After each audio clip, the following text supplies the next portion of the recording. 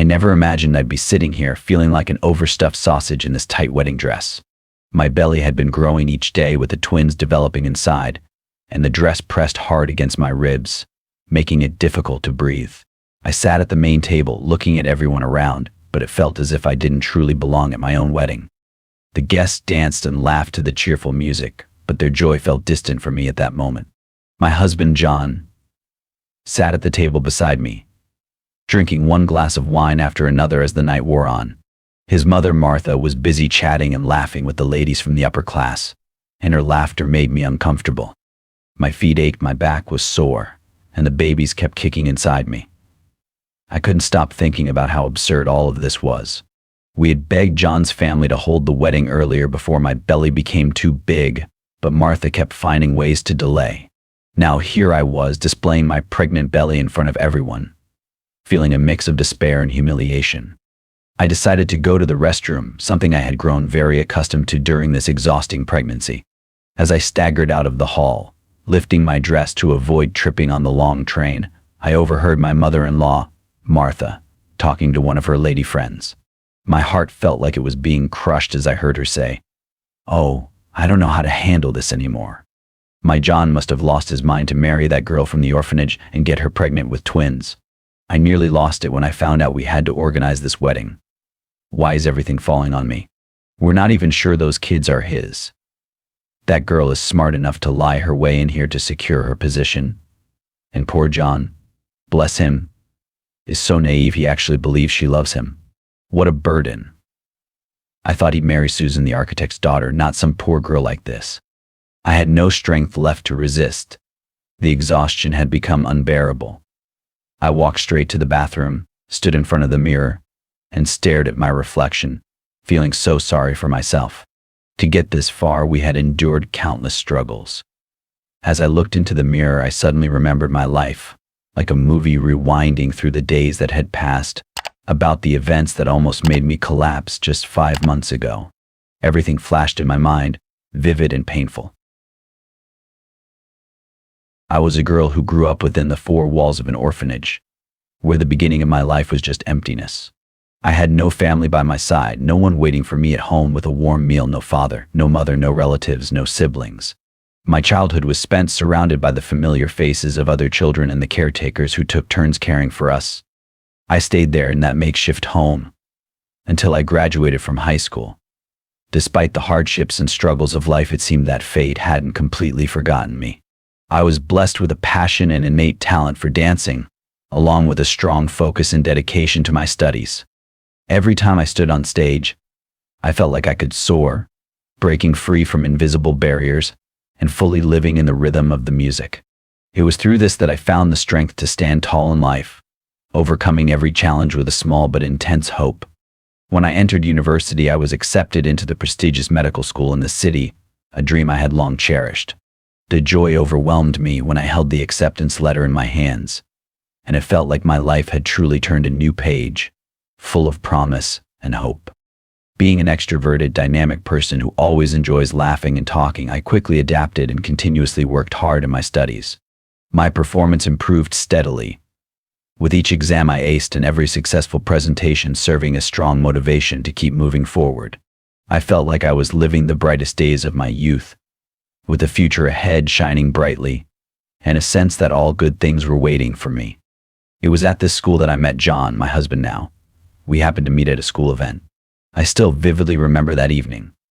When I stepped onto the stage to perform, the applause and cheers from everyone around seemed to stir the entire hall. But among the bustling crowd, only John stood silently watching, his gaze never leaving me for even a second. The moment our eyes met, I felt a strange sensation, as if we had known each other for a long time. His silence amidst the cheers made his gaze even more special, causing my heart to flutter. And from that moment, a strange connection began between us, something I still cannot fully explain to this day. Right after that evening, John found a way to contact me. We quickly became close, often hanging out together, participating in extracurricular activities, going to the library, and joining school clubs. Each time we met, I felt our bond growing deeper, and the fun evenings with friends seemed to bring us even closer. One day, John's group of friends planned an overnight camping trip to a rural area 70 km outside the city. For me, the trip was an opportunity to get to know him better and enjoy some private moments in nature. And it was during that night, in the quiet of the mountains, that we crossed a boundary. It was the first time I was close to him, sharing true emotions and experiencing love in its full bloom. That feeling, the first time with the person I loved, was unforgettable. That night I felt a happiness filling my heart, a sense of peace and contentment that I never thought I would experience. 2 months later, a strange sensation began to rise within me. My menstrual cycle was no longer the same. Something was off. A vague sense of worry started to creep into my mind. I didn't dare to think about it, but the more I thought, the more all the signs pointed to one conclusion. I was pregnant. When I took the pregnancy test, I couldn't believe my eyes. The 2 red lines were an undeniable reminder, suddenly appearing in my life like a storm. A wave of fear overwhelmed me. I didn't know what to do or how to tell my family, my friends, and especially John. I was still a student, not ready for family life, let alone having a child. My life seemed to be swept away in a wave I couldn't control. Both of us were students, and everything seemed to be in a very difficult situation. I didn't know what to do or how to resolve this, and John was no better off than I was. He grew up in a wealthy family where everything seemed to always be in his hands. His family ran a very successful business, and from a young age, John was raised in luxury, destined for a future few could ever dream of. But the price he had to pay was the pressure from his parents. They wanted him to become a doctor and to be successful according to their family standards. He was an only child, and all the hopes and expectations of his family were placed on him. And now, while everything seemed unprepared, we had to face the reality of the child growing inside me. We couldn't do anything but struggle to figure out what to do. Getting married at this point was nearly impossible for his family, given the pressure from his parents. And we weren't mature enough to face married life. Everything felt like a knot we didn't know how to untangle. I had spent all my years studying hard to become a doctor, and now I was facing a difficult choice between the life of the 2 children growing inside me and my own future. For an entire week, I worried about what to do. John, who loved me deeply, one day said, "I love you, and I don't want you to face this alone. I will talk to my parents and ask them to arrange a wedding, even though everything isn't ready." So John decided to take me to his home, both to introduce me and to ask for permission to marry. His parents looked at me like I was an oddity, their eyes full of scrutiny. His mother kept asking about my family background, each question feeling like she was examining me under a microscope, making me feel suffocated. The air in the room felt heavy, and every word his mother spoke seemed to tear me apart. Each sentence, each word she uttered felt like a knife stabbing into my heart. She looked at me with disdain, as if I were a criminal unworthy of standing before them. "Who are you?" "An orphan, with no home, no parents, and no foundation. How can I believe that the child inside you is John's? It doesn't deserve someone like you," his mother said coldly, her voice sharp as a razor, each word cutting through her teeth. I couldn't breathe. Those words were like a deadly blow. At that moment, all my dreams, hopes, and sacrifices collapsed before me. I stood there frozen like a stone statue. A surge of humiliation, shame, and pain overwhelmed my heart. But it was exactly these words that opened a door I couldn't go back through. I realized that no matter how hard I tried, I would always be nothing but a worthless girl in her eyes. John sat beside me, silent, without a word of defense.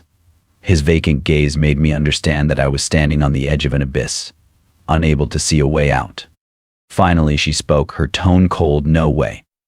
John has to continue his studies, and we should take care of this pregnancy."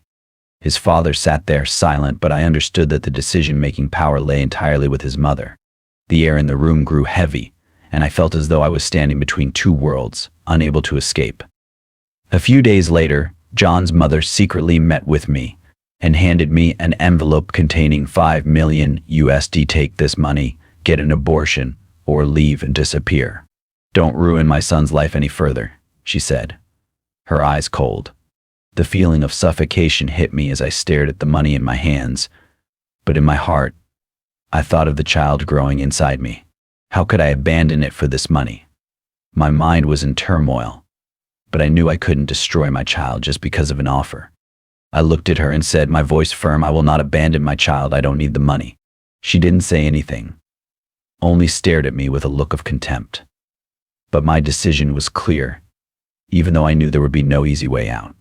In the end, because he loved me so much, John managed to convince his parents to organize our wedding after 4 or 5 rejections. And today, the big day has arrived, even though everything hasn't been easy. Suddenly, I heard the door open and I turned around in shock. It was my mother-in-law, Martha. She entered slightly drunk, swaying and almost falling. In a hurry, I rushed to help her, but instead of thanking me, she unexpectedly slapped me and snapped, "How dare you touch me, you filthy girl." The room fell silent, just the two of us remaining. At that moment, she no longer hid her true face, continuing to insult and scorn me. Her venomous words pierced through me, and not just me, but also the children in my womb. My heart ached painfully, unsure of what to do when faced with such hatred and disgust. I left with one cheek slightly red from the imprint of her fingers.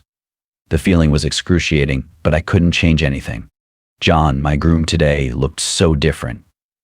He was drunk from drinking too much, looking tired and lost among the crowd. A grand wedding from a wealthy family that I couldn't feel familiar with made me just want to leave. When I got home, I lay down on the bed, my hand resting on my growing belly. A wave of discouraging thoughts washed over me. I wondered what I had done to end up in this situation. Is this the family I want for my children, for myself? But then, a gentle kick from inside my belly startled me. It was a reminder of the little lives depending on me. I found strength within myself again. Even though I didn't choose this circumstance, I would face it for my children and for myself. After the wedding ceremony ended, I overheard a conversation between my husband and his mother. His mother's voice was cold and full of contempt. "Why do you have to bear this burden? What is so special about her? She's just an ordinary girl, not very smart, hasn't even finished her studies. She doesn't have a penny to her name. Can you imagine 3 kids crying all day? It will drive me crazy. Where did you even find her? How long have you known her? And now she's pregnant with twins. Are you sure they're yours? Our family has never had twins, you know, it's genetics." John seemed frustrated and defended me.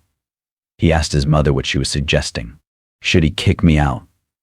What would people think?